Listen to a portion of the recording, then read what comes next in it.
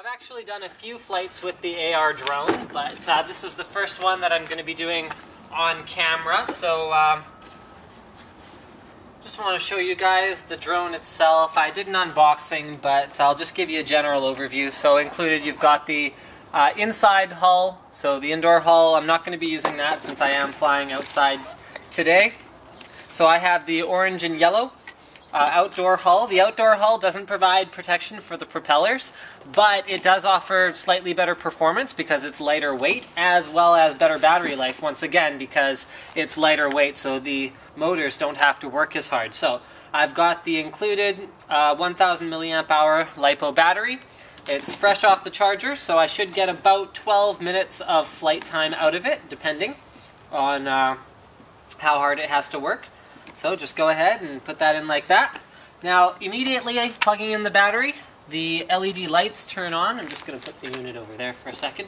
And I want to show you guys the binding process. So what you do is you go and look for the Wi-Fi network that is AR drone, whatever your AR drone happens to be.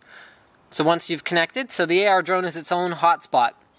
So you'll see the Wi-Fi will turn on there, and then all you do is go into I've got AR Free Flight, and then I actually have a couple of third-party apps, Drone Ace and Drone Control. These are cool. They allow for some additional functionality like flashing the LEDs different colors, performing a couple stunts like wiggling back and forth, spinning in circles, that kind of stuff, as well as recording video and photos. I'm just going to be using the AR Drone OEM one to start with here. Actually, sometimes it takes a minute to connect properly and to boot up, so why don't I finish. Let's see. Oh yeah, there we go. So connecting, checking, updating bootloader, and checking version. I did have to update the AR drone the first time I used it, but it was a simple process, and it was just a matter of doing an over-the-air upgrade. It took about 5 minutes between the iPad and the AR drone itself. So you can see the front-mounted camera here. I'm standing in front of it now. Those are my feet. So here, this should give you some idea of what the delay is like on the camera. Can you see my foot as well as the iPad? Okay, so you guys can see that. So it's not instantaneous, but it's pretty darn good. And then there's also the bottom-mounted camera, so now you can see the ground underneath the AR drone. So you can switch between those, and there's also a picture-in-picture view mode where we can see the bottom camera here and the top camera here, or the front camera here and the bottom camera here. Okay? Well, I'll show you the basic controls as well before we get started here. So you can reposition the joysticks anywhere you want just by pressing down. So you can see this, the guy's moving around. So pressing down on the iPad here allows me to control the AR drone front, back, side to side movement just by tilting the iPad. And then this guy does up, down, and then rotating left and rotating right. So like this. Okay, up and down like that. Okay. There's also an emergency button to cut out, and then this is the takeoff and land button. I'm not going to press that just yet. So let's go ahead and put the hull on. It's just a matter of slipping it on the front here. Alright. Now this drone has actually been through some fairly impressive crashes so far, and I have to say the durability of this thing compared to RC devices that I've used in the past is outstanding. Actually, here I'll show you a couple of the durability related features. So number one is the awesome foam that they use on the hulls themselves. They can take quite a beating. Now I've had pieces of them actually snap, but I was able to, I can't even find the part that was broken on this one anymore. I was able to repair them quite easily using a little bit of epoxy. The propellers are also made of a very flexible material, so that means that once they hit something, they do have some give to them, so they won't just snap instantly. And also, the electronics in the AR drone will allow it to actually cut out all four motors as soon as one of them encounters resistance. So if you hit a branch, for example, it'll cut out all the motors, the AR drone drops down, and then what happens is that prevents further damage to the more delicate motors and gear assemblies versus if they did not cut out when it hit the ground and bad things happen, okay? Now, I did have one particularly bad crash. I just want to show you guys this. Can you see that that's kind of mangled? And can you see that the gear is kind of bent? You can get replacement parts, actually I should mention this, for almost every part of the AR drone. With the replacement part list, you could pretty much build an AR drone from scratch if you wanted to. You can get replacement housings, bases, motherboards, all that kind of stuff. Anyway, you can get replacement gears. I don't have any and I do need to use it for this video. So what I did was, what happened was I hit a branch and then it fell down directly onto a curb. So the odds of this kind of thing happening were pretty much slim to none, but it happened to me, of course. It fell from about 8 feet high, so that was bad. So this broke off, and can you see the bend there? Okay, so what I did was I glued it to tack it in place, and then I melted the plastic back together, and it actually, see, the gears still work, so it actually flies okay, which is kind of remarkable. So I'm just going to show you guys a quick flight here around my backyard. And I apologize for that segment of the garden. We haven't done anything with that yet. That's more like what we're aiming for here. But it's sort of 1 year at a time here. So here we go. Takeoff time.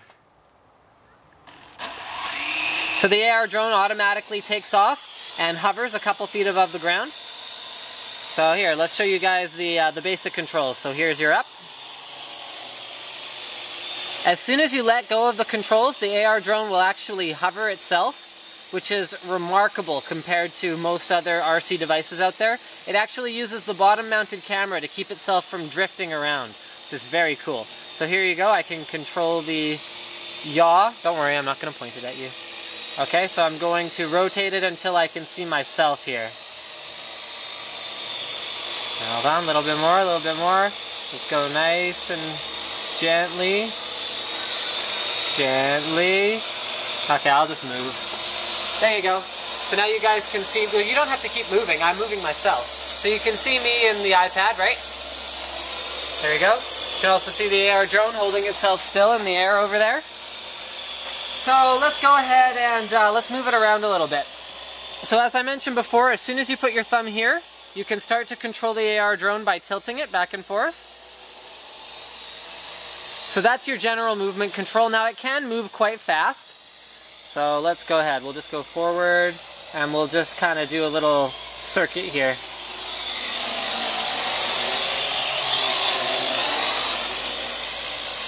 Now, I would definitely recommend for your first few flights that you do them indoors because it's a little bit tricky to get the hang of, especially when the orientation of the drone is changing around in the air in front of you. So sometimes it's kind of hard to tell which way to tilt it to turn the way you want to turn, okay? So, like I said, no matter what you're doing, let's say you're going, here, let's bring it this way. So let's say you're moving forward, let go of the controls, boom, AR drone will hover, just like that. Very cool, right? Okay, so now there's a lot of debate on the interwebs about whether the AR drone can actually be piloted when you don't have a line of sight to it. I would say yes, but slowly. So here, I'm going to take you guys around the other side of my house. You're probably going to want to be looking at the iPad here because the AR drone won't be visible very soon. So here we go. Hold on. Like I said, when you let go of it, it will immediately stop. So here, I don't want to get too close to those branches. So I'm just going to check around, make sure we're not too close to anything here. That's good, that's good. So I think we're low enough that we won't touch on those. So here we go. We can stop at any time. We can look around. There's my ladder. There's my gas meter. There's my barbecue. And there is, here. I'll show you guys where I am. Hello, I'm over here. Can you see me? Yes or no? Yeah, you can see me? Okay. So that's what the responsiveness is like when you're flying the AR drone in a no line of sight type scenario. Okay, let's bring it back around to the front.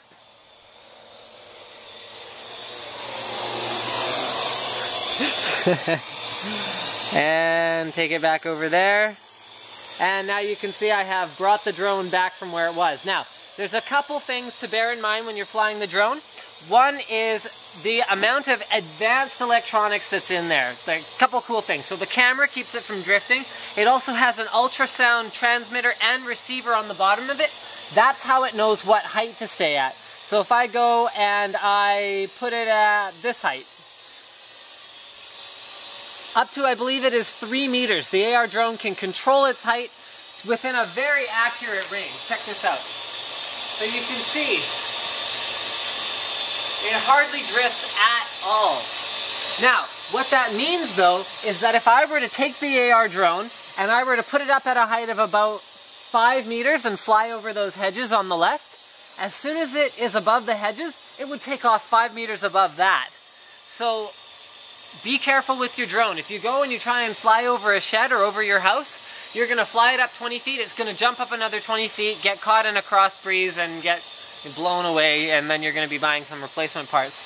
So yeah, I think that's pretty much all there is to say about it right now. There's a great modding community around for this thing already, which is just outstanding, because there's mods to control it with a standard RC controller. There's mods to do all kinds of neat stuff with it, and it is a very, very cool device. There's also extended batteries out there, so you can fly for about 20 minutes at a time.